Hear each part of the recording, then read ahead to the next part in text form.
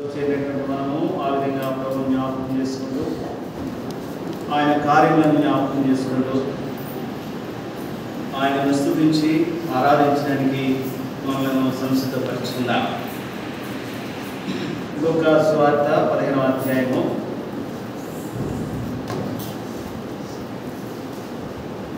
15వ అధ్యాయం లూకా సువార్త 18వ వచనం నుండి 24వ వచనం వరకు ఉత్తర ప్రత్యుత్తర రీతిలో చదువుతుందాం.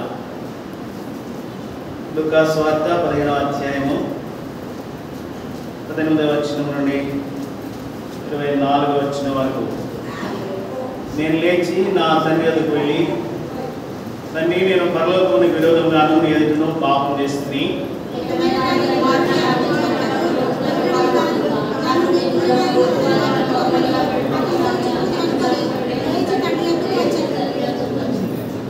అతను ఇంకా దూరంగా ఉన్నప్పుడు తండ్రి వారిని చూచి కనికరపడి పరిగెత్తి వారి మడి మీద పడి ముద్దు పెట్టుకున్నాను.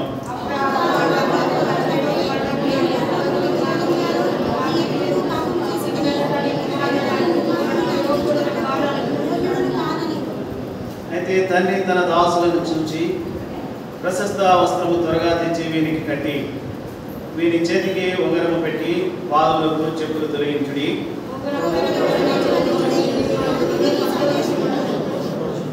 ఈ నా కుమారుడు చనిపోయి మళ్ళా బ్రతికెను, తప్పిపోయే దొరికినని చెప్పాను.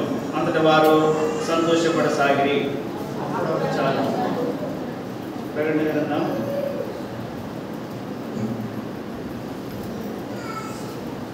5వ అధ్యాయం. ప్రకటన గ్రంథం 5వ అధ్యాయము 12వ వచనం అందరూ కలిసి చదువుకుందాం. ప్రకటన గ్రంథం 5వ అధ్యాయము 12వ వచనం అందరూ కలిసి చదువుకుందాం. వారు వధింపబడిన గొర్రెపిల్ల శక్తియు ఐశ్వర్యము జ్ఞానము బలము ఘనతయు మహిమయు స్తోత్రమును పొందనరుడని గొప్ప స్వరంతో చెప్పుచుండిరి. దేవుని పరిశుద్ధ నామం మరొకసారి మన మధ్యలో స్తుతింపబడి ఆయన నామమునకు కావలసిన సంపూర్ణమైనటువంటి మహిమ సమకూర్చబడుగాక. ఇలా ఉదయకాలం ప్రభువును బట్టి ఆయన సన్నిధిలో చేరినటువంటి మనము ఆయనను స్తుతించి ఆరాధించడానికి ఆశపడుతూ ఉంటున్నాం. మన భౌతికమైన జీవిత అనుభవాలను బట్టి అనేక రీతులుగా మనం ప్రభువును ఆరాధించగలం. అనేకమైనటువంటి సంగతులు మన ఎంతో నెరవేర్చబడుతూ వచ్చినవిగా ఉంటున్నాయి. భూమి మీద మంటి మానవులం కనుక ప్రతి ఉదయమున ఆయన కృప మన ఎందు విస్తరింప చేయబడుతుంది. ప్రతి ఉదయము ఆయన మన విషయమై వాత్సల్యత కలుగు చేసుకుంటూ ఉన్నాడు. కావుననే మనం ఇంకా నిర్మూలం కాకుండా వారము అని భక్తులు రాసి ఉంచాడు. మన ఆయుష్కాల దినములు బహు కొద్దివైనటువంటివిగానే ఉన్నాయి. అయినప్పటికీ కూడా కృప కలిగినటువంటి దేవుడు మన విషయమై తన కృప చూపించి మన ఆయుష్కాల దినములను పొడిగించి మరొక పరిశుద్ధ దినంలో మనల్ని ప్రవేశపెట్టాడు. ఇవన్నీ కూడా ఆయన స్తుతించడానికి ఆరాధించడానికి యోగ్యమైన సంగతులే. ప్రతి సంగతి కూడా ప్రభువును ఆరాధించడానికి మనల్ని ఎంతగానో ప్రోత్సహించేటువంటివిగా ఉంటున్నాయి. అయితే వీటన్నిటికంటే ప్రాముఖ్యమైనటువంటి అనుభవం ఆయనను స్తుతించి ఆరాధించేటువంటి అనుభవంగా ఆ క్రీస్తు యేసు ప్రభువారి యొక్క శిలువ బలియాగం మనకు నిరంతరము జ్ఞాపకం చేయబడేటువంటిదిగా ఉంటుంది. ఒకవేళ ఏదైనా మేలు కలిగితే, ఏదైనా ఆశీర్వాదం వస్తే, ఏదైనా కలిసి వస్తే దాన్ని బట్టి దేవుని స్తుతించవచ్చు అని సాధారణంగా లోకంలో మానవులంగా మనం ఆలోచన చేస్తాం. అయితే దైవ గ్రంథం మనకు నేర్పించేటువంటి మాట లేక సంగతి ఏమంటే, ఆయన శిలువలో మన నిమిత్తమై వధింపబడ్డాడు, అందుకు ఆయనను ఆరాధించండి అని చెప్తున్నారు. మరి ఒకవేళ ఒక వధ లేక ఒక బలి, ఒక వ్యక్తి తన ప్రాణాన్ని శిలువలో బలిగా అర్పించుకున్నటువంటి అనుభవం మానవుడు స్తుతించడానికి ఆరాధించడానికి ఏ విధంగా హేతువుగా చేయబడుతుంది? అనేకులు దీన్ని ప్రశ్నగానే వారి జీవితాల్లో మిగుల్చుకునేటువంటి వారిగా ఉన్నారు. ఏమని రక్షించగలను మీ ప్రభు? 2 చేతులు చాపి మేకులు కట్టబడినటువంటి అనుభవంలో ఉన్నాడు కదా. ఒకవేళ దేవుని వాక్యంలోనే మనం చూస్తాం, ఓ నిన్ను నీవు రక్షించుకొని మమ్మల్ని కూడా రక్షించవచ్చు కదా అని ప్రశ్నించినటువంటి అనుభవాలు మనకు తెలుసు. వాటి ద్వారా లేక శిలువ యొక్క బలియాగం ద్వారా ఏ విధంగా స్తుతి ఆరాధన మనలో కలుగుతుందో దాన్ని మనం దేవుని ఆత్మ సహాయంతో దేవుని వాక్యం ద్వారా మాత్రమే గ్రహించగలిగినటువంటి వారంగా ఉంటున్నాం. అందుకే శిలువను కూర్చున్నటువంటి వార్త నశించిపోయేటువంటి వారికి వేరేతనంగా ఉంది, అయితే దేవుని ప్రజలకు అది శక్తిని ఇస్తుంది. మొదటి కొరింథీ పత్రికలో భక్తుడు ఆ మాట తేటగా రాసి ఉంచాడు. మరి నశించిపోయేటువంటి వారికి అనగా రక్షింపబడినటువంటి వారికి ఆ సంగతి ఇంకనో గ్రహింపులోనికి రాదు, కానీ రక్షింపబడినటువంటి మనకైతే అది నూతనమైన దైవ శక్తిని మనలో కలుగ చేసి ఆయన్ను ఆరాధించడానికి మనలో సిద్ధపరుస్తూ ఉంటుంది. కొరింథీ రాసిన 3 అధ్యాయము 18వ వచనం చదువుతున్నా. కొరింథీ 3 అధ్యాయం 18వ వచనం. సిలువను కూర్చిన వార్త నశించుచున్న వారికి వెరితనము గాని రక్షింపబడుచున్న మనకు దేవుని శక్తి. అది మనలో నూతనమైనటువంటి శక్తితో మనల్ని నింపి ఆయనను స్తుతించడానికి ఆరాధించడానికి మనలను బలపరిచేటువంటిదిగా ఉంటుంది. కేవలం శరీర సంబంధమైనటువంటి ప్రోత్సాహము, శరీర సంబంధమైనటువంటి శక్తి కాదు, కానీ లోకంలో అనేకులు ఆ విధంగా దేవుని ఆరాధించడానికి దేవుని మహిమపరుస్తున్నామని చెప్పుకుంటూ శరీర సంబంధమైనటువంటి వారి యొక్క సంగతుల చేత బలపరచబడినటువంటి వారై ఆయా రీతిలుగా దేవుని ఆరాధించేటువంటి అనుభవం కలిగినటువంటి వారిగా ఉంటున్నారు. ప్రియులైతే దేవుని యొక్క పరిశుద్ధమైనటువంటి లేఖనం దైవ దర్శనం పొందినటువంటి దేవుని దాసులు ఆ విధంగా మనకు నేర్పించలేదు. ఆత్మ సంబంధమైనటువంటి అనుభవంతో నింపబడినటువంటి వారమై మరి యథార్థమైనటువంటి హృదయంతో ఆత్మతోనూ సత్యముతోనూ ఆయనను ఆరాధించవలసినటువంటి వారంగా ఉంటున్నాం. ఇది భౌతికమైన శరీర సంబంధమైనటువంటి కార్యము కానే కాదు. ఇది శ్రేష్టమైనటువంటి అనుభవానికి నడిపించబడడం నిజంగా ప్రభు మన పక్షంగా చేసినటువంటి గొప్ప మరి అనాది సంకల్పం అని మనము గుర్తించవలసినటువంటి వారంగా ఉంటున్నాం. అయితే మనం చదువుకున్నటువంటి వాక్య భాగం మనకు చాలా పరిచయమైనటువంటి మాటలుగా ఉన్నాయి. సాధారణంగా తప్పిపోయినటువంటి కుమారుడు అనేటువంటి ఒక హెడ్డింగ్ పెట్టి ఈ పదాలను మనం చదువుకుంటూ ఉంటాం. అవును, నిజమే, తప్పిపోయినటువంటి వ్యక్తిగానే ఆ వ్యక్తి ఉన్నాడు. అయితే తన విషయమై తండ్రి ఏ విధమైనటువంటి ఆశ కలిగి ఉన్నాడు, తండ్రి ఏ విధమైనటువంటి బలిని అర్పణను చేశాడు, ఆ విధంగా తన జీవితాన్ని నూతనపరిచినటువంటి వాడై మరి కృతజ్ఞత స్తుతితో కూడినటువంటి ఆ యొక్క బలి అర్పణ యొక్క అనుభవం ఏ విధమైనదో దాన్ని దేవుని వాక్యము మనకు జ్ఞాపకం చేస్తూ ఉంటుంది. మన యొక్క జీవితంలో కూడా అనేక సార్లు అట్టి తప్పిపోయినటువంటి అనుభవం కలిగినటువంటి వారమే. రక్షింపబడినటువంటి దేవుని ప్రజలుగా ఉన్నప్పటికీ కూడా దేవుని ఆరాధించడానికి నేను యోగ్యుడినా అని ప్రశ్నించుకుంటే కొన్నిసార్లు అవును కదా, నా బలహీనత ఈ విధమైంది, అవును కదా, ప్రభువుని స్తుతించడానికి ఈ పదవులు నేను ఎలా ఉపయోగించాలి, నా సహోదరుని నా సహోదరిని నేను ఈ పదవులతో దూషించాను కదా, అయ్యో ఈ హృదయము మరి సిద్ధపరచబడినటువంటిదై దేవుని ఆరాధించాలని చెప్తూ ఉంటున్నాడు, ఆత్మతో సత్యంతో ఆరాధించాలంటాడు. అనేక సార్లు దేవుని ఆత్మ లేనటువంటి వాటిగా దానిగా నా యొక్క జీవితాన్ని కొనసాగింపు చేసుకుంటున్నాను. అనేక సార్లు సత్యముతో నింపబడినటువంటి అనుభవాలే దేవుని వాక్యం చేత పరిపాలన చేయబడినటువంటి పరిస్థితులే నా జీవితంలో ఇంకా నిలిచి ఉన్నాయి. ఏమని ఆరాధించగలను, ఏమని నా ప్రభువును స్తుతించగలను, ఒకవేళ ఏ విధంగానైనా ఆయన ఆరాధించడం ఆయనకి ఇష్టమవుతుందా అనేది ఒకవేళ కొన్నిసార్లు మన యొక్క జీవితంలో ప్రశ్నగా కూడా నిలిచి ఉంటుంది. అయితే ప్రియమైన దేవుని సంగమా, ఆయనను ఆరాధించేటువంటి అనుభవం కోసమై ఆయన మనలను తిరిగి తన వాక్యం చేత బలపరిచి సిద్ధపరిచి ఆ విధంగా మనల్ని స్తుతించడానికి ఆరాధించడానికి సంసిద్ధపరుస్తూ ఉంటున్నాడు. భక్తులైనటువంటి వారు వారి యొక్క జీవితాల్లో వారు ఏ విధంగా తప్పిపోయినటువంటి అనుభవాలు కలిగినటువంటి వారుగా ఉన్నారో వాటిని జ్ఞాపకం చేసుకుంటూ వస్తూ ప్రభు సన్నిధిలో తమ యొక్క జీవితాలను మరి నూతనంగా సమర్పించుకోవడానికి వారు ఆశిస్తూ వచ్చినటువంటి వారుగా ఉన్నారు. 119వ కీర్తనలో చదువుతున్నాము. కీర్తనల గ్రంథం 119వ అధ్యాయము 176వ వచనం, చివరి వచనం. 119వ కీర్తనలో చివరి వచనం. తప్పిపోయిన గొర్రెలే నేను త్రోవ విడిచి తిరిగి తిని నీ సేవకుని వెతికి పట్టుకును, ఎందుకనగా నేను నీ ఆజ్ఞలను మరచువాడను వాను. ఈ కీర్తనకారుడు తన యొక్క జీవితంలో తాను ఏమైనాడో ఆ సంగతిని ఆలోచన చేసుకునేటువంటి వాడుగా ఉన్నాడు. దగ్గర ఒక పెద్ద అధ్యాయం దీనిలో మరి గ్రంథంలో లిఖించబడినట్లుగా చూస్తాం. 119వ కీర్తనలో ఈ కీర్తనను ముగిస్తూ అంటాడు, తప్పిపోయిన గొర్రెవలే నేను త్రోవ విడిచి తిరిగి తిని అని చెప్తూ ఉన్నాడు.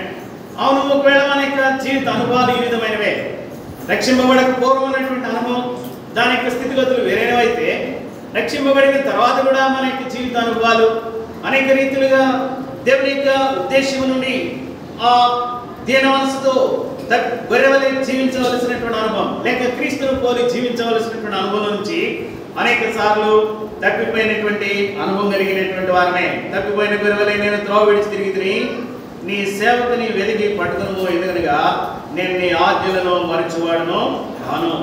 మరి తిరిగి ప్రభువా నీ ఆజ్ఞలను అనుసరించేటువంటి వాడిగా నేను ఉంటాను, ఆ విధంగా నిన్ను స్తుతిస్తాను, నేను ఆరాధించేటువంటి అనుభవంలోకి వస్తాను అని భక్తులు నూతనమైన రీతిలో తన యొక్క హృదయంలో సిద్ధపరచుకోవడానికి ఇష్టపడుతూ వస్తున్నాడు. యెషయా గ్రంథకర్త రాస్తూ వచ్చాడు. 53వ అధ్యాయం 6వ వచనంలో చదువుతున్నాం. యెషయా గ్రంథం 53వ అధ్యాయము 6వ వచనం, మనమందరము గొర్రెల వలె త్రోవ తప్పిపోతిమి, మనలో ప్రతివాడును తనకిష్టమైన త్రోవను తొలగిను, యెహోవా మనందరి దోషములను అతని మీద మోపెను. మన యొక్క స్థితి ఏమైందో దేవుని వాక్యం మనకి తిరిగి జ్ఞాపకం చేస్తూ ఉంటుంది. ఒకవేళ భక్తులు తానే పశ్చాత్తాపంలో తెచ్చుకుంటూ 119వ కీర్తన రాసినటువంటి కీర్తనకారుడు చెప్పుకుంటూ ఉన్నాడు, తప్పిపోయినటువంటి గొర్రెవలే నేను త్రోవ విడిచి తిరిగాను, ప్రభువా మళ్ళా నన్ను మీ శాసనమును వెంబడించడానికి నన్ను నీ వైపు తిప్పుకొనండి అని ప్రభువును బ్రతిమలాడుకుంటూ ఉన్నాడు. మరి ఇక్కడైతే ఆ ప్రభువైన యేసుక్రీస్తు వారి యొక్క బలియాగమును గురించి రాస్తూ ఈ అధ్యాయం అంతట్లో కూడా 53వ అధ్యాయంలో మరి మన గురించి కూడా రాశాడు. దానిలో ఏమనంట, మనలో ఎవరు కూడా దానికి అతీతులు కాదు అని చెప్పాడు. మనమందరము గొర్రెల వలె త్రోవ తప్పిపోతిమి, మనలో ప్రతివాడును తనకిష్టమైన త్రోవను తొలగిన వాడుగా ఉంటున్నాయి. మరి అలా అయితే దేవుని ఆరాధించడానికి ఏ విధంగా యోగ్యత మన జీవితంలో కలిగి ఉండగలిగినటువంటి వారంగా ఉంటున్నాం. హోషేయ గ్రంథకర్త రాశాడు. హోషేయ గ్రంథంలో చదువుతున్నా మరొక మాట. హోషేయ గ్రంథము 7వ అధ్యాయము 11వ వచనం. హోషేయ గ్రంథం 7వ అధ్యాయము 11వ వచనం,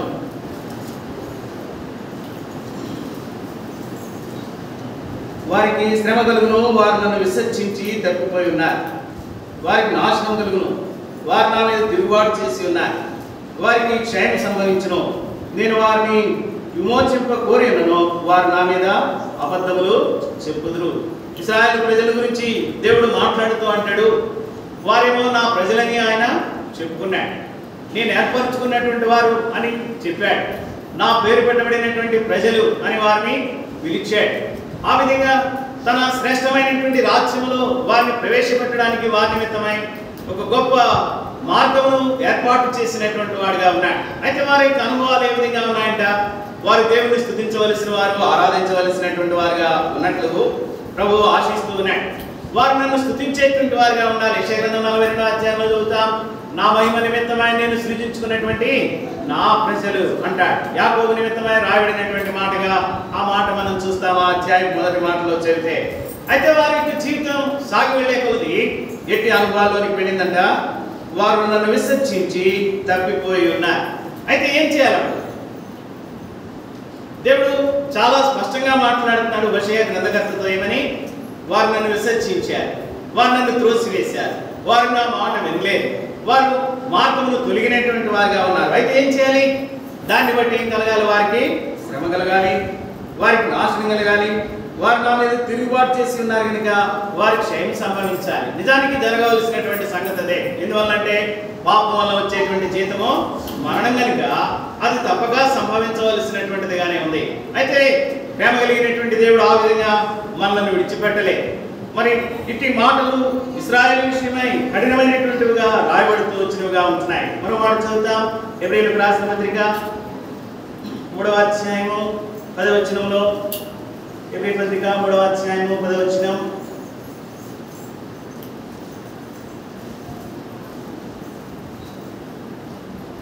కావున నేను ఆ తరము వారి వల్ల విసిగి వీరెల్లప్పుడూ తమ హృదయాలోచనలో తప్పిపోయి ఉన్నారు, నా మార్గములను తెలుసుకోలేదు కనుక నేను కోపంతో ప్రమాణం చేసినట్లు వారు నా విశ్రాంతిలో ప్రవేశింపరని చెప్పి తిని. ఇశ్రాయేలు యొక్క యాత్రా జీవితాన్ని గురించి మాట్లాడాడు. వారు మరి దైవ నియమం చేత ఐగుప్తు నుండి విడిపించబడినటువంటి వారై, బానిసత్వం నుండి తప్పించబడిన వారై, చెరలో నుంచి విడుదల పొందినటువంటి వారై, ఆ కనాను వైపు వారి యొక్క యాత్ర కొనసాగింపు చేసుకుంటున్నారు. కనాను వైపు వారి యొక్క యాత్ర వారు విశ్వాసంతో, నిరీక్షణతో, సంపూర్ణమైనటువంటి నిశ్చయతతో కొనసాగింపు చేసుకోవలసినటువంటి వారుగా ఉంటుండగా వారు మార్గంలో నడిచినటువంటి విధానం ఎలా ఉందంట, వారు నేను ఆ తరము వారి వలన విసిగిపోయాను, వీరెల్లప్పుడూ తమ హృదయాలోచనలో తప్పిపోయినటువంటి వారుగా ఉన్నాయి. మనమందరం కూడా తప్పిపోయినటువంటి వారమే. మన అనుభవాలు ఆ విధమైనవే. లోకం అనేటువంటి ఆ యొక్క ఐగుప్తు యొక్క నాశనకరమైనటువంటి అనుభవం నుంచి ఆయన మనల్ని రక్షించుకున్నాడు. పరమ కనాను వైపు మనల్ని నడిపిస్తూ ఉన్నాడు. క్రీస్తు యొక్క పరిశుద్ధ రక్తం ద్వారా మన ప్రతి పాపమును కడిగి మనల్ని శుద్ధులుగా చేసి నిత్య జీవం కోసమే మనల్ని సిద్ధపరుస్తూ ఉన్నాడు. అయినప్పటికీ కూడా మార్గంలో మన యొక్క జీవిత పరిస్థితులు ఏ విధంగా ఉన్నాయంట, నేను ఆ తరము వారి వలన విసిగి వీరెల్లప్పుడూ తమ హృదయాలోచనలో తప్పిపోయిన వారుగా ఉన్నారు అని ఒక నిశ్చయితకు వచ్చేసాడు దేవుడు. వారు అనేక సార్లు ఆ అరణ్య యాత్రలో వారి యొక్క జీవితం ఆ విధమైనదే. ఒకవేళ మనల్ని కూడా మనం ఆలోచన చేసుకోవాలి. ఈ విశ్వాస యాత్రలో మనం వెళుతూ ఉన్నప్పుడు మన జీవితాలు కూడా ఆ విధమైనటువంటి మరి నెపము మోపడానికి ఏమాత్రము మనం దూరంగా లేని వారంగా ఉంటున్నాం. అనేక సార్లు త్రోవ విడిచి తప్పిపోయినటువంటి అనుభవాలు మన జీవితంలో కలిగినటువంటి వారంగానే ఉన్నాం. మనమందరం కూడా త్రోవ తప్పి నశించిపోయేటువంటి అనుభవంలోకి వెళ్ళేటువంటి వారంగా ఉంటున్నాం. హోషేయ చెప్పినట్లుగా మరి వారు నన్ను విసర్జించి తప్పిపోయి ఉన్నారు అని చెప్పినటువంటి మాట నిజమైనదే.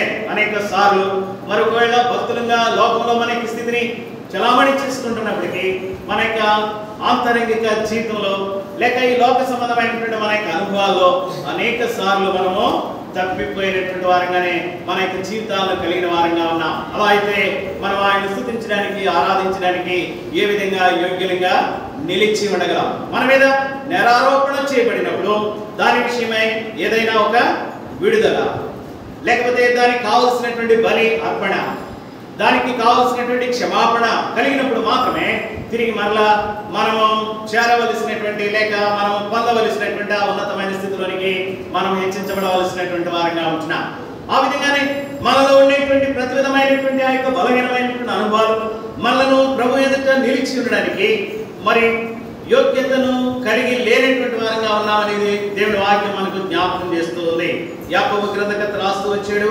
అదే సంగతి గురించి మరొక మాట చదువుతున్నాం. ఇక్కడ యాకోబు గ్రంథం 3వ అధ్యాయము 2వ వచనం. యాకోబు 3:2. అనేక విషయంలో మనమందరము తప్పిపోవచ్చున్నాం. ఎవడైనా మాట ఎందుకు తప్పినడలా అటు వాడు లోపం లేని వాడై తన సర్వ శరీరంలో స్వాధీనపరుచుకున్న శక్తి గలవాడను. మరి ఒకవేళ అనేక విషయాల్లో మనమందరం కూడా తప్పిపోతున్నాం అని చెప్పాడు. మాట ఎందుకు తప్పనటువంటి వాడైతే తన శరీరాన్ని అదుపులో ఉంచుకోగలిగినటువంటి అవకాశం కలుగుతుంది. కానీ అనేక సార్లు మన బ్రతికేంటి, మనలో ప్రతి వారము తప్పిపోయేటువంటి వారంగానే ఉన్నాం. మాటలో తప్పిపోయేటువంటి వారంగా ఉన్నాం. దేవుని ఎదుట ఆయనతో చేసిన ప్రమాణమును మరి నెరవేర్చలేనటువంటి వారంగా ఉన్నాం. ఇటు బలహీనతలు మన జీవితాల్లో బాగా ఏలుబడి చేసేటువంటివిగా ఉంటున్నాయి. అది మనల్ని ఏలుబడి చేసేటువంటి సంగతి అయితే అట్టి అనుభవం నుంచి మనకు విజయం కలుగ చేయడానికి ఆ కృపగల దేవుని యొక్క ఏర్పాటు ఏంటో కూడా మనము జ్ఞాపకం చేసుకునవలసిన వారంగా ఉంటున్నాం. లూకా సువార్త 15వ అధ్యాయంలో మనం చదువుతూ వచ్చినటువంటి ఆ తప్పిపోయినటువంటి కుమారుని యొక్క ఉపమానం గురించి ఆలోచన చేస్తా ఉంటే ఆ వ్యక్తి తన యొక్క జీవితంలో మరొకసారి తన పరలోకపు తండ్రిని లేక తన తండ్రిని దర్శించడానికి ఇష్టపడుతూ ఉంటున్నాడు. ఏ విధంగా తన ఉన్న పడంగానే ఆ విధంగానే దర్శించడానికి ఇష్టపడట్లేదు. కానీ 18వ వచనంలో చదువుతున్నాం. లూకా సువార్త 15వ అధ్యాయం 18వ వచనం. నేను లేచి నా తండ్రి యొద్దకు వెళ్ళి, తండ్రి నేను పరలోకమునికి విరోధంగా నీ ఎదుటను పాపం చేస్తుని ఇక మీద నీ కుమారుని అనిపించుకున్నట్టు యోగ్యుడను కాను, నన్ను నీ గురువాళ్ళు ఒకరిగా పెట్టుకున్నామని అతనితో చెప్పుదుననుకుని లేచి తండ్రి యొద్దకు వచ్చాను. తన యొక్క జీవితాన్ని ఒక నూతనమైనటువంటి మార్గంలో నడిపించుకోవడానికి ఇష్టపడుతూ ఉంటున్నాడు. మరి ఆ తండ్రి ప్రేమిస్తూ ఉన్నటువంటి కారణం చేత, తండ్రి ఇంకనూ తన విషయమై ఎదురు చూస్తున్నటువంటి కారణం చేత, నా మహిమ నిమిత్తమై నేను సృజించుకున్నటువంటి నా కుమారుడు లేక నా కుమార్తె, నా మహిమ నిమిత్తమై నేను రక్షించుకున్నటువంటి నా బిడ్డలు, నా ఏకైక కుమారుని సిలువలో బలిగా చేసి ఆ రక్తం ద్వారా విమోచించినటువంటి నా పరిశుద్ధ ప్రజలు, వారు నన్ను స్తుతించవలసిన వారు, నన్ను ఆరాధించవలసిన వారు అని పరమ తండ్రి ఆలోచన చేస్తూ ఉన్నాడు. అప్పుడు నేను కూడా అట్టి దీనత్వంతో ఆయన దగ్గరికి రాగలిగితే మనం ఎంతో ధన్యంగా చేయబడేటువంటి వారంగా ఉంటున్నాం. మన యొక్క అనుభవాలు మరి నూతనమైనటువంటి స్థితిలోనికి తీసుకుని రాబడినటువంటివి మరి ఆయనను ఆరాధించేటువంటి అనుభవంలోనికి మనను హెచ్చించగలిగినటువంటివిగా ఉంటున్నాయి. అదే ప్రవక్త రాసి ఇచ్చినటువంటి మాట, ఆయన మన నిమిత్తమై వధకు సిద్ధమైనటువంటి గొర్రెవలే. మరి ఆ కొంచెం కత్తిరించు వాని ఎదుట మౌనంగా ఏ విధంగా ఆ గొర్రె పిల్ల ఉంటుందో ఆ విధంగా ఉంది. 53వ అధ్యాయం యెషయా గ్రంథంలో మాటలు చదువుతా, ఆయన మన నిమిత్తమై తను తాను బలిగా అర్పణగాలు చేసుకోవడానికి ఇష్టపడినటువంటి వాడిగా ఉంటున్నాడు.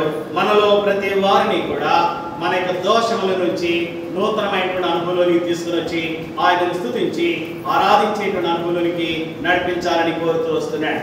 అట్టి బలియాగమే ఆనాడు క్రీస్తు యేసు ప్రభువారి ద్వారా సిలువలో మనకు అనుగ్రహించబడినటువంటిదిగా ఉంటుంది. ఆ తండ్రి ఇప్పుడు ఏం చేస్తున్నాడంటే తన కుమారుని తన బలహీనమైనటువంటి అనుభవాలన్నింటినీ విడిచిపెట్టడానికి దీనత్వంతో తండ్రి దగ్గరికి వస్తూ ఉంటున్నటువంటి ఆ కుమారుని విషయమై ఏం చెప్తూ ఉంటున్నాడు, మరి ఒక వధ, ఒక బలి అక్కడ జరుగుతుంది. ఆ శ్రేష్టమైనటువంటి బలి ప్రభువైన యేసు క్రీస్తు వారి ద్వారా నీకు నాకు కూడా అనుగ్రహింప చేయబడినటువంటిదిగా ఉంటుంది. ఏదైనా మన మూల పితృడైనటువంటి ఆదామాములు తప్పినప్పుడు అదే విధమైనటువంటి బలి అక్కడ నెరవేర్చబడింది. క్రీస్తు యేసు అనేటువంటి ఆయన ప్రియకుమారుని అక్కడ ఆ వధగా చేసి ఆ చర్మమును వారికి కప్పి ఆ రక్తం ద్వారా వారికి విడుదల కలుగు చేసి ఆ విధంగా వారి యొక్క జీవితాన్ని ఈ సృష్టి యొక్క ప్రారంభములకు ఆధారంగా నిలిపి ఉంచినటువంటి వాడుగా ఉంటున్నాడు. అబ్రహాము తన ఏకైక కుమారుని సిలువలో బలిగా అర్పించడానికి ఆ ఏకైక కుమారుని ఆ యొక్క గొర్రెపు పర్వతం మీద బలిగా అర్పించడానికి ఇష్టపడి తన కత్తిని ఎత్తినప్పుడు ఆ ప్రేమ కలిగినటువంటి దేవుడే తన ప్రియకుమారుడైన యేసు క్రీస్తు ప్రభువారిని ఆ గొర్రె వలె లేక ఆ కొమ్ములు తగులుకున్నటువంటి పొట్టేలు వలె అక్కడ సిద్ధపరిచి ఆ యొక్క బలిపీఠం మీద వధగా చేసినటువంటి వాడుగా ఉంటున్నాడు. ఆ విధంగా క్రీస్తు యేసు ప్రభువారి యొక్క శిలువ బలియాగం సృష్టి యొక్క ఆరంభం నుండి సంపూర్ణంగా మానవునికి విమోచన కోసమై నూతనమైన రీతిలో సమర్పించబడుతూ వచ్చినటువంటిదిగా ఉంది. నిన్ను కూడా అట్టి శ్రేష్టమైనటువంటి శిలువ బలియాగం క్రిందకి తీసుకుని రాబడినటువంటి వారంగా ఉంటున్న ఆ ప్రేమ కలిగినటువంటి దేవుడే మన నిమిత్తమై తన ఏకైక కుమారుని శిలువలో బలిగా అర్పించినటువంటి అనుభవాన్ని మనం చూస్తాం. ఎఫెసీ పత్రిక 5వ అధ్యాయంలో ఆ మాట మనం చదువుతున్నాం. ఎఫెసీయులకు రాసిన పత్రిక 5వ అధ్యాయము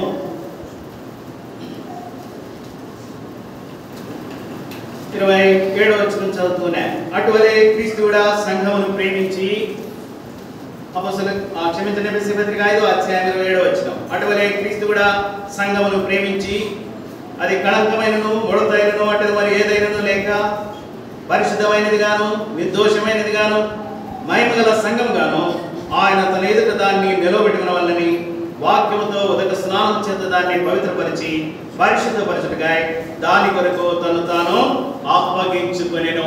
ఆ శ్రేష్టమైనటువంటి బలియాగం ప్రభువైన యేసుక్రీస్తు వారి ద్వారా మన నిమిత్తమై కలిగినటువంటిదిగా ఉంటుంది. మన బలహీనతలన్నిటి మీద మనము ఎక్కడ తప్పిపోయినటువంటి వారంగా ఉంటున్నాము, దేవుని మహిమ కోసమై నిలిచి ఉండలేనటువంటి వారంగా ఉంటున్నాము, ఆయనకు సంపూర్ణమైనటువంటి మహిమ మన ద్వారా కలిగించలేనటువంటి సంగతులు ఎక్కడ నిలిచినటువంటివిగా ఉంటున్నాయో అట్టి పరిస్థితుల నుండి మరొకసారి మనల్ని తప్పించడానికి ఆయన తన ఎదుట దాన్ని నిలబెట్టుకుని అనగా సంఘమును తన ఎదుట నిలిపి ఉంచుకుని వాక్యముతో ఉదక స్నానము చేత దాన్ని పవిత్రపరిచి ఆయన పరిశుద్ధమైనటువంటి లేఖనముల యొక్క ప్రభావాన్ని మన మీద కలుగు చేసి మనం ఏ విధంగా బలహీనమో, మనం ఏ విధంగా దారి తప్పినటువంటి వారమో, మనం ఏ విధంగా దేవునికి ఇష్టం లేనటువంటి మార్గంలో నడిచి వెళ్ళినటువంటి వారమో, మనం ఏ విధంగా దేవుని సంతోషింపు చేయలేనటువంటి వారంగా ఉన్నామో, తండ్రి నీ ఎదుట నిలిచి ఉండడానికి నేను యోగ్యుడను కాను అని చెప్పేటువంటి వాళ్ళలోకి మనం ఇప్పుడు వెళ్ళిపోయినామో అట్టి పరిస్థితులన్నిటి నుంచి కూడా మనకు విజయం కలుగు చేయడానికి తిరిగి మళ్ళా ఆయన మందిరావడంలోనికి మనల్ని సమకూర్చుకున్నాడు. ఆయన సంఘమును తన ఎదుట నిలిపి ఉంచుకున్నాడంట. చదువుదాం అక్కడ. సంఘము అనగా తన ఎదుట దాన్ని ఆయన తన ఎదుట దాన్ని నిలవబెట్టుకున్న వల్లని వాక్యముతో ఉదక స్నానం చేత దాన్ని పవిత్రపరిచి పరిశుద్ధపరచుటకై దాని కొరకు తను తాను అప్పగించుకొనెను. ఆ శిలువ బలియాగమే ఆ శ్రేష్టమైనటువంటి కార్య నిమిత్తమై జరిగించబడినటువంటిదిగా ఉంది. మనల్ని మరొకసారి ఆయన సన్నిధిలో సమకూర్చుకొని ఆయన శిలువ రక్తం ద్వారా మనల్ని కడగడానికి ఇష్టపడి ఆయన వాక్యం చేత మనలను పవిత్రపరచడానికి ఇష్టపడి వాక్యము అనేటువంటి ఉదకం చేత స్నానం చేయించి పవిత్రపరచడానికి ఇష్టపడుతూ ఉంటున్నాడంట. మన బలహీనతలు ఏమైంటున్నాయో వాటన్నింటినీ కూడా ఆయన పరిశుద్ధమైనటువంటి వాక్యము శుద్ధి చేసేటువంటిదిగా ఉంటుంది. ప్రార్థన ద్వారా వాక్యం ద్వారా సమస్తమును శుద్ధి కలిగేటువంటిదిగా ఉంటుంది అని చెప్పాడు అపోస్తలుడు తిమోతికి రాస్తూ. ఆ విధంగా శుద్ధి చేయబడేటువంటి అనుభవంలోకి మనల్ని తీసుకురావడానికి ప్రభు మరొకసారి ఇష్టత కలిగినటువంటి వాడుగా ఉన్నాడు. విధేయులమై మన తల ఉంచితే, మనం తగ్గించుకుంటే, మనం దీనత్వంలోనికి వస్తే, ఆ తప్పిపోయినటువంటి కుమారుడు వలె మనం కూడా ఆయన సన్నిధిలో దీనత్వంతో ఆయన అడిగినట్లయితే తండ్రి నీ ఎదుట నిలిచి ఉండడానికి యోగ్యుడను కాను అని మరి మన యొక్క జీవితాన్ని అంతగా తగ్గించుకుంటే, కేవలం ఏదో ఆ వ్యక్తి పలికాడు కాబట్టి ఆ మాటలు పలికేటువంటి అనుభవం కాదు. అనేక సార్లు దేవుని వాక్యం విన్న తర్వాత ప్రభా పలానా భక్తుడు అలాగన్నాడు అని ఆ భక్తుడు అన్న మాటలన్నీ చదువుతాం, కానీ మన జీవితంలోనికి రాను ఉందండి. కానీ అది కాదు దేవుడు కోరుకునేది. మనలో అనుభవం రావాలి. ఒకవేళ తప్పైనటువంటి కుమారుడు మాటలు చెప్పాడు, పశ్చాత్తాపడ్డాడు, తండ్రి వాళ్ళని చేర్చుకున్నాడు, తన నిమిత్తమై బలి అర్పించాడు, ఆ బలి ద్వారా తన యొక్క జీవితాన్ని నూతనమైన అనుభవంలోకి తీసుకుని వచ్చాడు. మంచిదే. ఆ మార్గంలో నన్ను కూడా నడిపించాలని దేవుని వాక్యము ఆ వాక్యం యొక్క ఉదక స్నానంలోనికి మనను తీసుకుని వస్తుంది. మనకు కలిగినటువంటి ఆ యొక్క దేవునికి ఇష్టం లేనటువంటి మరణకరమైన సంగతులన్నిటి నుంచి మనల్ని శుద్ధులుగా చేసి నూతనపరిచి మనను ఆ విధంగా ప్రభువును ఆరాధించేటువంటి యోగ్యతలోకి తీసుకుని వెళ్ళడానికి ఆ పరిశుద్ధ ప్రభు ఇష్టపడుతూ ఉంటున్నాడు. ఈ మధ్యాహ్న సమయంలో ప్రియమైన సోదరి సోదరుడా, ఆయన ఆరాధించడానికి వచ్చినటువంటి నీ యొక్క జీవితంలో ఒకవేళ దేవుడి వాక్యం చెప్పిన మాట ఏది కూడా నిరర్థకమో రానేరదు. ఆ మాటలన్నీ నిజమే. ఇంకా కావాలంటే కొన్ని మాటలు మనం కూడా రాసుకోవచ్చు. దాంట్లో మనం చెప్తా ఉంటాం కదా కొన్నిసార్లు, ప్రభా పంది వంటి దాన్ని, కుక్క వంటి వాడును, తిరుగులాడినటువంటి వాడును, కనీసం నీ నామాన్ని ఏమాత్రమో ఒప్పుకున్న వాడును, దూషించినటువంటి వాడిని, మాటలని మన గురించి మనం చెప్పుకుంటాం. ఆయన్ని రాయలేదు. అయితే కొన్ని సంగతులు రాశారు. మరి మనం ఆ విధంగా నిజంగానే మన యొక్క స్థితిని ఒప్పుకొనగలిగితే ప్రభు సన్నిధిలో నూతన పరిచేటువంటి క్రీస్తు యొక్క రక్తం మన కోసమే సిద్ధంగా నిలిచి ఉంది. ఆయన మనల్ని కడిగి శుద్ధులుగా చేయడానికి ఇష్టపడుతున్నాడు. వాక్యం అనేటువంటి ఆ యొక్క ఉదకం చేత మనల్ని శుద్ధి చేసి ఆయన ఎదుట మనలను నిలబెట్టుకోవాలని ఆ కృపగల దేవుడు ఆశిస్తూ ఉంటున్నాడు. ఎప్పుడైతే అట్టి నూతనమైనటువంటి అనుభవం తన యొక్క జీవితంలో కలుగుతూ వస్తుంటుందో అప్పుడు తన యొక్క జీవితం ఏ విధంగా చేయబడిందంట మార్పు కలిగింది. 22వ వచనం చదువుతున్నా. లూకా సువార్త 15వ అధ్యాయము 22వ వచనం. ఇట్టి స్థితి కలిగిన వారమై ఆయన సన్నిధిలో మనం ఆరాధించవలసినటువంటి వారంగా ఉంటున్నాం. అయితే తండ్రి తన దాసులను చూచి ప్రశస్త వస్త్రమును త్వరగా తెచ్చి. ఎక్కడి నుంచి వచ్చింది ఆ ప్రశస్త వస్త్రం? ఆ రక్షణ వస్త్రం, ఆ మహిమ కలిగినటువంటి వస్త్రం, ఆ యొక్క శుద్ధి చేయబడినటువంటి అనుభవంతో కూడినటువంటి అనుభవం. అక్కడ అడుగుతా ఉన్నాడు, వీరందరూ ఏంటి, ఎక్కడి నుంచి వచ్చారని వీళ్ళందరూ అంటే, గొర్రె పిల్ల రక్తం చేత తమ వస్త్రములను ఉదుకుకొని శుద్ధి చేసుకునేటువంటి వారు అని చెప్పాడు. ఎక్కడి నుంచి వచ్చింది ఆ ప్రశస్త రక్తం?